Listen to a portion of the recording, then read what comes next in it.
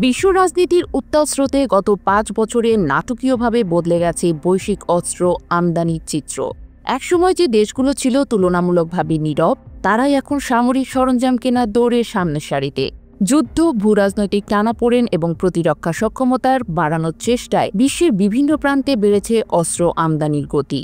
সম্প্রতি সুইডেন ভিত্তিক গবেষণা প্রতিষ্ঠান Stockholm international piece research institute প্রকাশিত তথ্য বলছে, ২০২০ থেকে ২০২৪ সাল পর্যন্ত সময়ের মধ্যে বিশ্বজুড়ে অস্ত্র আমদানির তালিকায় বড় রদবদল ঘটেছে।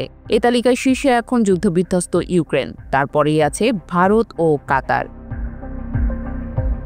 রাশিয়ার সঙ্গে ভয়াবহ যুদ্ধে জড়িয়ে অস্ত্র সংগ্রহে অভূতপূর্ব গতি এনেছে ইউক্রেন। ২০২০ থেকে ২০২৪ মেয়াদে বৈশ্বিক অস্ত্র আমদানির ৮.৮% করেছে দেশটি, যেখানে আগের ৫ বছরে তাদের আমদানির পরিমাণ ছিল প্রায় শূন্যের কাছাকাছি, সেখানে এখন শতগুণ বেড়েছে।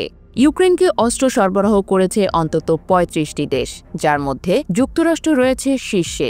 দ্বিতীয় ও তৃতীয় অবস্থানে আছে জার্মানি ও পোল্যান্ড। যুদ্ধবিমান, ড্রোন, ক্ষেপণাস্ত্র প্রতিরক্ষা ব্যবস্থা ও ভারী গোলাবারুদ সরবরাহ পেয়েছে ইউক্রেন। দ্বিতীয় অবস্থানে থাকা ভারত দেশীয় প্রতিরক্ষা শিল্পে বিনিয়োগ বাড়ালেও এখনও বড় আকারে আমদানি করে যাচ্ছে যুদ্ধবিমান, সাবমেরিন ও আকাশ প্রতিরক্ষা ব্যবস্থা। রাশিয়া তাদের প্রধান যোগানদাতা হলেও ফ্রান্স, ইসরায়েল ও যুক্তরাষ্ট্রের ওপর নির্ভরতা বাড়ছে। এদিকে জনসংখ্যায় ছোট কিন্তু প্রতিরক্ষা ব্যয়ে উদার কাতার উঠে এসেছে তৃতীয় অবস্থানে। ২০২০ থেকে ২৪ মেয়াদে বিশ্ব অস্ত্র আমদানি ৬.৮% করেছে দেশটি, যা আগের সময়ের তুলনায় ৩ গুণ বেশি। যুক্তরাষ্ট্র ছাড়াও ইতালি ও যুক্তরাজ্য থেকে এসেছে যুদ্ধবিমান, ক্ষেপণাস্ত্র প্রতিরক্ষা ও নৌ সামগ্রী। মধ্যপ্রাচ্যে সামরিক ভারসাম্য বজায় রাখতে কাতারের এই প্রস্তুতি অনেকের নজর কাড়ছে। এই অঞ্চলে সৌদি আরবের অবস্থানও গুরুত্বপূর্ণ। ইরানকে ঘিরে উদ্বেগ, ইয়েমেনের যুদ্ধ এবং আঞ্চলিক প্রতিযোগিতা তাদের অস্ত্র আমদানির গতি বাড়িয়েছে। বিশ্ব অস্ত্রবাজারে তাদের অংশীদারিত্ব ৬.৮%। তাদের মূল সরবরাহকারী যুক্তরাষ্ট্র, ফ্রান্স ও স্পেন। পাকিস্তান চীনের ওপর নির্ভরশীল থেকে F-17 যুদ্ধবিমান ও ড্রোন আমদানি করছে। তুরস্ক ও ইউরোপীয় দেশ থেকে আসছে কিছু সরঞ্জাম।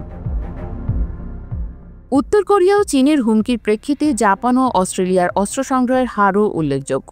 জাপান যুক্তরাষ্ট্র ও যুক্তরাজ্য থেকে, আর অস্ট্রেলিয়া যুক্তরাষ্ট্র ও নরওয়ে থেকে রাডার ও সাবমেরিন সহ গুরুত্বপূর্ণ সরঞ্জাম নিচ্ছে। আফ্রিকা ও মধ্যপ্রাচ্যের দেশ মিশর ও কুয়েতের অবস্থানও এই তালিকায় চোখে পড়ার মতো। বিশ্বের বৃহত্তম অস্ত্র রপ্তানিকারক যুক্তরাষ্ট্র কিছু বিশেষ সরঞ্জাম আমদানি করে থাকে প্রযুক্তিগত গবেষণা ও পরীক্ষামূলক ব্যবহারের জন্য। তারা যুক্তরাজ্য, ফ্রান্স ও ইসরায়েল থেকে এসব অস্ত্র সংগ্রহ করে।